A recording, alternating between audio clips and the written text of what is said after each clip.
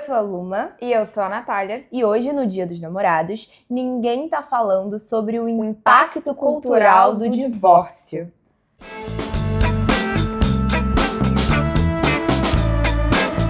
Bom, eu acho que para começar tudo, a gente precisa falar que nesse dia muito especial, que muitos de vocês estão comemorando com seus amores, seus afetos. Alguns. Alguns, outros não. Ou desamores, enfim. Eu acho um dia bem propenso para falar sobre, muito provavelmente, o futuro desses amores. Até porque... Caralho, que horror! 47% dos casamentos do Brasil terminam em divórcio. Ai, gente, ela é a mulher dos dados. São dados, entendeu? Então, assim, por que não? Por que a gente não começa, não dá esse pontapé inicial nesse dia maravilhoso do amor pra falar um pouquinho sobre o futuro do amor? Por que não? Por que não? Ninguém tá falando sobre? Verdade. E, bom, esse tema é particularmente interessante para ser debatido entre a gente, porque nós temos perspectivas muito diferentes sobre divórcio. Tudo começou há 20 anos atrás. Caraca, exatamente 20 anos atrás. Quando a gente se conheceu, os meus pais já eram divorciados. E os pais da Natália não. Até hoje ainda estão juntos. Sim. E isso, né, eu acredito que pra mim foi meio que um amor à primeira vista, o divórcio dos pais de Luma. Porque assim, atualmente eu sou advogada e trabalho com divórcio, entre outras coisas, de direito de família. E assim, eu via no divórcio, primeiro que eu achava super moderno. Eu achava o máximo, eu achava muito trendy, assim, eu achava muito, muito bafo. E também eu achava muito legal isso dela ter duas casas, duas pessoas diferentes, 2 quartos, 2 tudo. E eu sou a filha mais nova de 4 irmãs. Então, às vezes eu não tinha nenhum de uma coisa. Tipo, eu dividia quarto.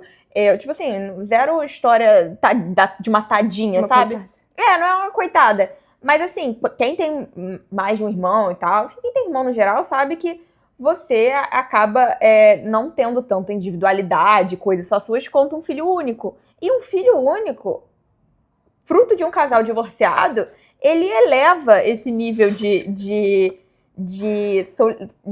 atenção que ele tem a outro nível, entendeu? Então eu romantizava isso. Dentro da minha compreensão, eu me apaixonei pelo divórcio, ali. Corta para eu desenvolvendo ansiedade de separação. Então, obviamente, a minha perspectiva era um pouco turva. Tipo assim, eu tinha 4 anos, entendeu? E eu fui desenvolvendo isso ao longo dos anos. Mas a minha primeira impressão era que era uma coisa muito legal. E como foi essa primeira impressão do divórcio? Cara, minha primeira impressão não foi tão legal assim, não. Tadinha. Ai, gente, eu fui uma tadinha, eu fui uma coitada, eu acho, sabia? Mas até que eu era uma criança bem compreensiva no início. Eu ajudava a dividir as louças, tipo... Nossa, eu tenho uma memória muito viva na minha cabeça. Tipo assim, a gente na casa do meu pai, né? E eles me contaram, então, cada um vai morar numa casa. E eles estavam numas, tipo, de separar as louças. E aí eu tava lá, ajudando. Aí eu pegava, tipo, uns cumbuquinhos. Tipo, um pro papai, um pra mamãe, um pro papai, um pra mamãe. Meu Deus, babado. Depressão, né? Cara, mas sabe uma coisa que também colaborou pra que eu romantizasse isso? Porque a gente era muito próxima desde a infância, né? Ok, gente, o novo participante. A mãe de Luma, ela tem uma compreensão, assim, não foi uma decisão extremamente repentina. Eles fizeram terapia pra ver como contar isso pra Luma e tudo mais. Então, eu via, né, a mãe de Luma contando esse tipo de coisa pra minha mãe e eu ficava, nossa, cara, que decisão mais madura. Não sei, eu não tinha esse pensamento, mas eu romantizava muito, sabe? Eu achava muito interessante, eu achava muito, pitoresco, sabe? Eu ficava olhando pra aquilo e ficava, nossa, que diferente, cara. Com 4 anos de idade, pensando em divórcio, meu Deus. Não, é que eu achava muito legal. E tinha muito isso também, eu acho que talvez porque o referencial de pai é um pouco mais baixo, no geral. Mas, tipo, o pai de Luma, ele sempre foi muito presente, apesar da distância. Sim. E eu achava muito o máximo, sabe? Que, tipo, ele morava em outra cidade e ele vinha pra ver a Luma cantando no Dia dos Pais. Sim. E aí eu ficava, tipo, cara, esse pai, meu pai não vem, tadinho. Meu pai também ia. Mas meu pai não vem porque ele não se divorciou da minha mãe. Entendeu? Aí eu ficava meio assim, tipo, mas na verdade esse pai ele não vem porque ele tinha outras 3 crianças pra ir também. Então o tempo, né? Enfim, aí eu ficava olhando pra aquilo e ficava, nossa, ela é tão amada por esses pais. Eu acho que era muito mais sobre ser filha única do que sobre ter pais divorciados. Eu acho que você deu uma distorcida aí. Não, total, a minha mente. Eu acho que a sua carreira é uma mentira. Eu tenho certeza.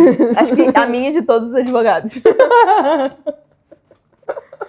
Mas assim, eu acho que isso colaborou com a minha visão inicial do divórcio.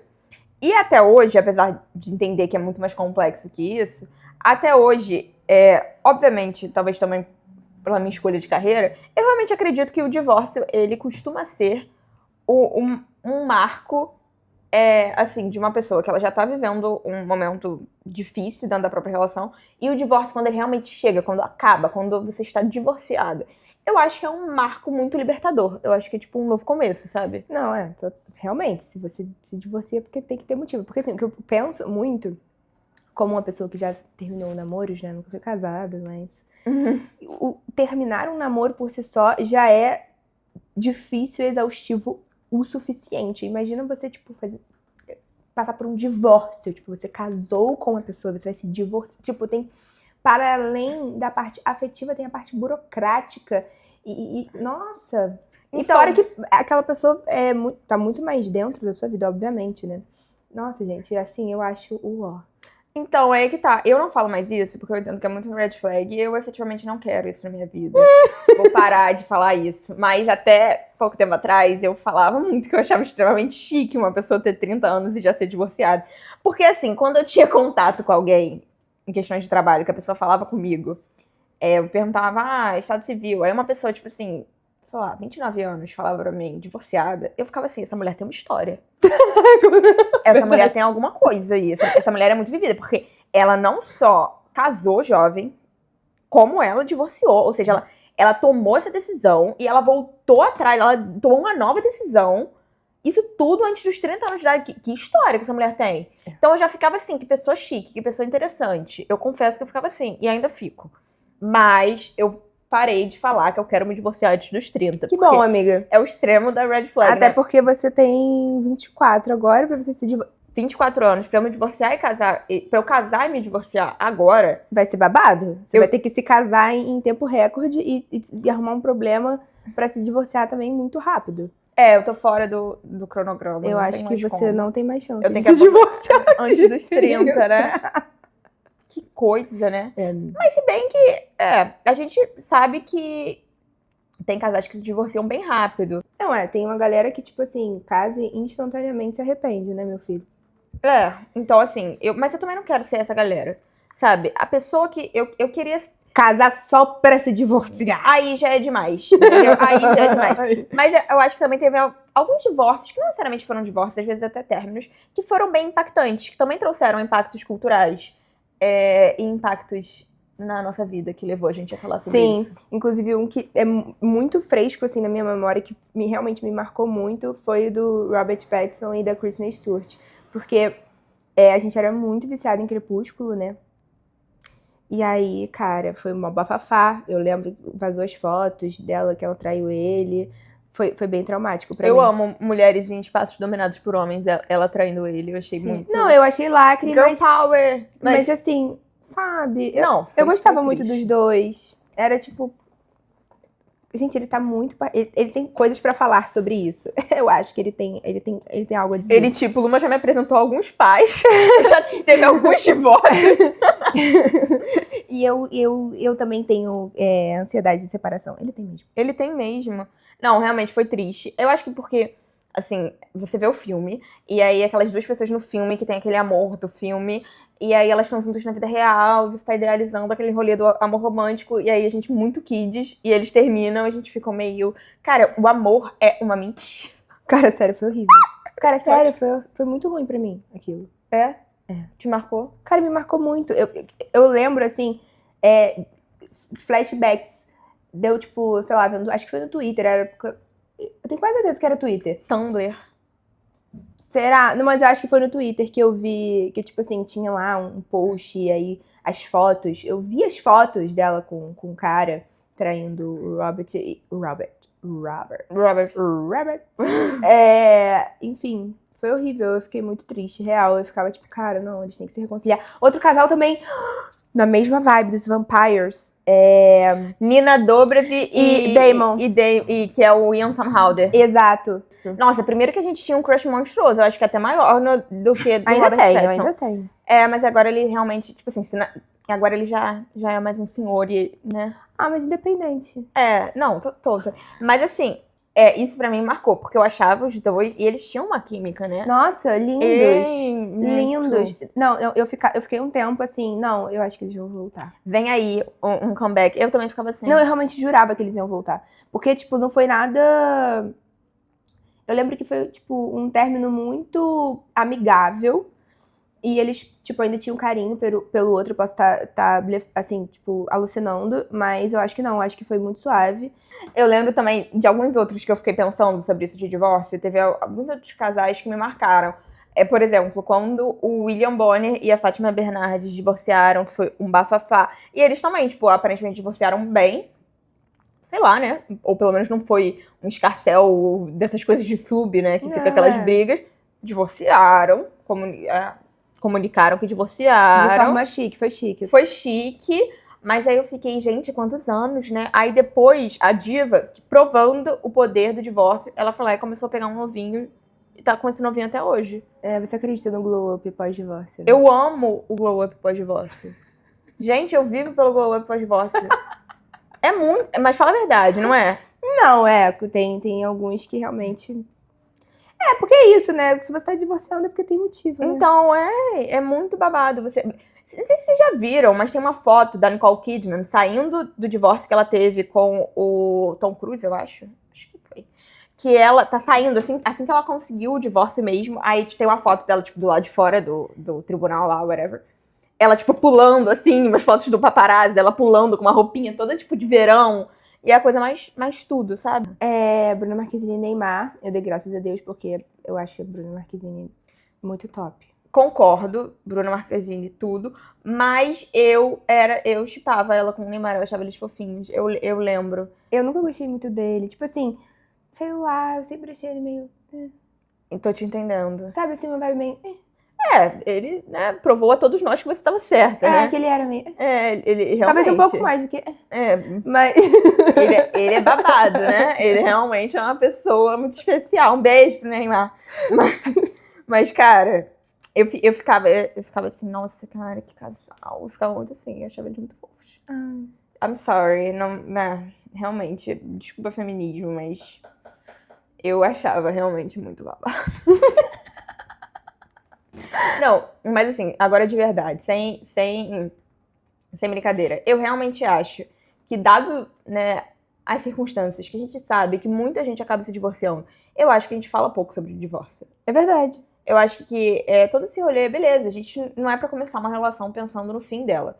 Mas eu acho que todo esse tabu em cima de terminar uma relação prejudica muito até os relacionamentos, sabe? Você encarar o fim como a pior coisa que pode acontecer, sendo que tem infinitas coisas piores.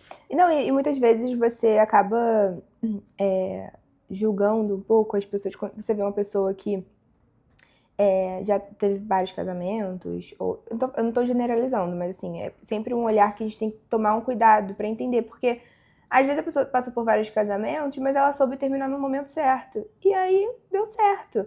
É muito pior você, tipo, ter um casamento que você deixou render por muitos anos, que foi um inferno, que não trouxe nada de bom, que te destruiu e que você só não soube colocar um ponto final. Do que você, tipo, ter mais de um relacionamento, mas que você soube ali dosar até onde aquilo dali realmente fez sentido pra você. Eu não estou falando que também tem contrapontos. É óbvio que quando você, né, achar com uma pessoa, você vai ali, né, os dois, espera-se que os dois, ou os três, ou os quatro, hoje em dia, né, a gente tem de tudo. Hoje em dia, né, menina, a gente não sabe, é sem preconceito. Tem até amigos. Sem preconceito.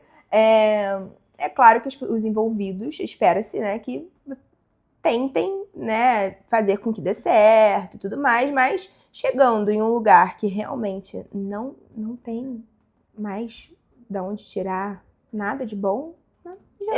Eu acho que essa é a parada que diferencia muito uma pessoa realmente madura nos relacionamentos e tudo mais. Porque, assim, a gente precisa tirar um pouco essa ideia de que dá certo é ficar com a pessoa pra sempre, dá certo é casar e ter filhos. Quantas relações as pessoas efetivamente cumprem esse script e elas estão mal umas com as outras, estão cheias de insegurança, não tem um diálogo aberto pra falar sobre essas inseguranças, pra falar sobre as pretensões e continuam na relação. Então, assim, por isso que eu acho que eu romantizo um pouco o divórcio, porque eu acredito que você só consegue tá escolhendo ficar dentro de uma relação se você tem a opção de sair dela. Claro. Então, assim, as pessoas agem como se o divórcio fosse um grande monstro, mas eu realmente acredito que o monstro é você estar num relacionamento ruim e ter que ficar nele. Então, assim, tem até uma matéria que eu vejo muito BBC News. Eu amo a BBC News. Tem um canal da BBC News Brasil e de vez em quando tem o BBC News Lê, que eles leem matérias que saíram às vezes na BBC da Inglaterra mesmo, e eles leem e você fica ouvindo como se fosse um podcast. E aí teve um que falava que nós, tipo, a sociedade ocidental, nós somos monogâmicos porque nós somos pobres. Porque no mundo que a gente vive, a gente só consegue construir um mínimo de patrimônio. Quando eu falo mínimo, é realmente a gente conseguir ou ter uma casa própria e um carro, ou nem isso, mas assim, alugar uma casa e ter um carro, coisas bem pequenas, mesmo se a gente tiver alguém pra dividir aquilo com a gente. E a gente só consegue ter uma família se a gente tiver uma outra pessoa pra dividir aqueles gastos. Então, assim, Então a gente tá ficando mais pobre, né? Porque agora tá tendo negócio de 3, de 4, de 5, quer dizer. Ou seja, o trisal é uma necessidade econômica. gente, eu tô passada. Vê o valor do aluguel. O trisal é realmente uma necessidade. Eu tô muito passada E ainda com mais essa que- descoberta. É um quarto só, né? Uma cama king, mas que no final das contas vale a pena, Vale. porque é melhor do que. Então, assim, mas ele falava disso, que as pessoas ricas, que a gente tem essa mente da monogamia por causa da pobreza, porque assim, você termina um casamento, você vai dividir seus bens, você vai gastar uma nota, Fudeu. e muitas vezes a pessoa lapida o patrimônio que ela demorou uma vida pra construir um determinado padrão de vida, e quando você divide pela metade, esse padrão cai. Então, assim, só pessoas ricas, por exemplo, ou com algum nível, né, diferente de patrimônio a mais do que a maioria, que conseguem ser, por exemplo, monogâmicas em série, que são as pessoas que realmente têm vários casamentos mesmo, casa e descasa, casa e descasa. A pessoa tem que ter muito dinheiro pra isso. Porque toda vez que você casa e descasa, né, e divorcia, você vai lá e tira um pouquinho do seu patrimônio, né?